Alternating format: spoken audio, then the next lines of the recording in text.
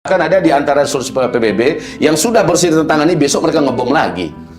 Iya. Israel. Jadi hari ini nggak ada yang mau mereka dengarkan. Amerika sudah anak-anak itu. Ayo udah berhenti dulu, kasih waktu. Nggak mau mereka dengar. Akhirnya Amerika sekarang ngasih waktu 2 minggu kepada Israel, kasih waktu, nggak bisa menghabisi Hamas, kami menarik dukungan militer kami kepada Israel. Ini begitu? Ya. Ini bahasa terakhir daripada Menteri Pertahanan Amerika Serikat. Ininya habis kan? Habis. Amerika kan udah bangkrut. Udah bangkrut. Israel juga udah habis-habisan sekarang ini. Kita doakan sebentar lagi ini, insya Allah Ta'ala. Kita lihat Allah tidak akan pernah mengingkari janjinya. Wala yukhlifallahul mi'ad. Allah sekali-kali tidak akan pernah mengingkari janjinya. Allah berjanji bahwa Palestina insya Allah pada akhirnya pasti menang. Rasulullah SAW adalah utusan Allah, Rasul yang menyampaikan hal yang demikian. Kalau begitu peperangan ini endingnya gimana? Allahu Akbar. Ini ada, saya bukakan hadis.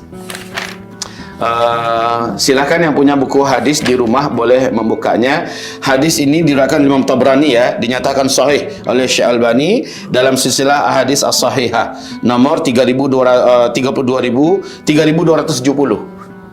Apa bunyi hadisnya? Bahwa peperangan terakhir nanti yang paling diberkahi Allah, peperangan yang ada di Asqalan atau Askelon.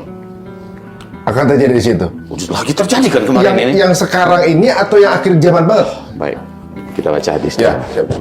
Walaupun kayak gini, ya silakan halamannya bagi yang punya kitab ini 172 ya. Di sini hadisnya Nabi mengatakan awalu hadal amri an-nubuwah wa rahmah. Ini urutannya benar-benar sudah terjadi, Mas.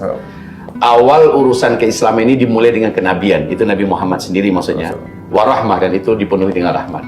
Kemudian Rasulullah mengatakan summa takunu khilafatan warahmah, kemudian dilanjutkan dengan kekhalifahan, dan itu adalah rahmat. Dah tiga, Khalifah Abu Bakar Siddiq, Khalifah Umar, Khalifah Utsman, Ali, dan Ahmad bin Ali. Dah selesai 30 tahun. Kemudian berlanjut dengan summa takunu mulkan warahmah. Ini yang paling panjang, 1227 tahun.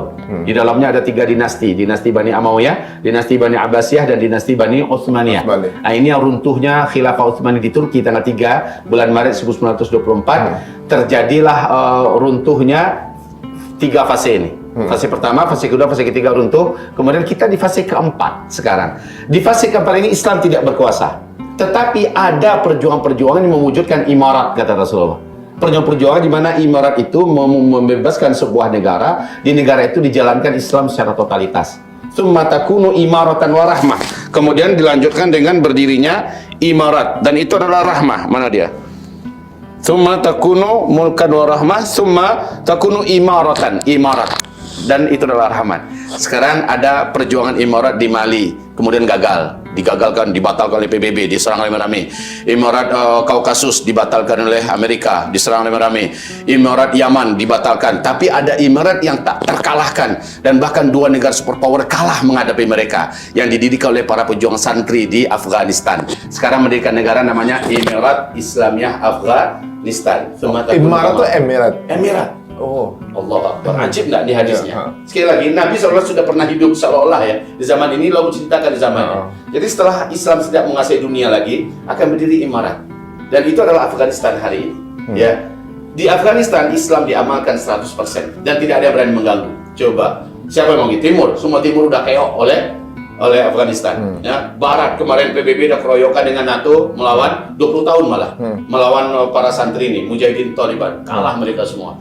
Lalu mereka mendirikan Emirat Islam Afghanistan, dan sekarang Afghanistan sedang bangkit menuju kepada keindahan pemerintahan luar biasa. Tapi kata Rasulullah, "Tsumma yatakadamuna 'alaihi takadumul humur."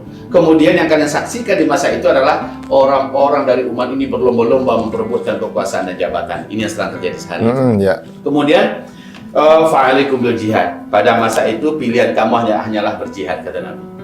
Nah, kan banyak nih, ada jihad media, jihad melawan nafsu, jihad pendidikan. Termasuk kita mengcounter media, itu bagian dari jihad. Bagian daripada Masya Allah. Pilihan kamu yang harus kamu lakukan ketika itu adalah jihad. Jihad itu artinya apa?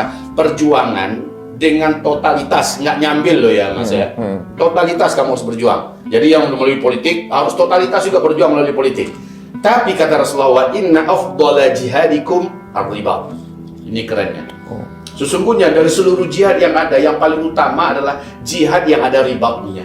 Ribat ini apa? Sebuah istilah yang hanya ada dalam jihad tempur angkat senjata melawan musuh, antara kita yang membunuh dia atau kita yang dibunuh demi membela agama Allah karena Allah. Di perbatasan gitu. Ya, itu ribat. Jadi jihad yang paling utama yang ada ribatnya. Wa inna afdhala ribatikum asqalan. Dan sesungguhnya saat itu nanti ribat yang paling keren kata Nabi, ribat yang paling hebat adalah ribat yang terjadi di Askalon sekarang. Allahu Akbar. Masya Allah.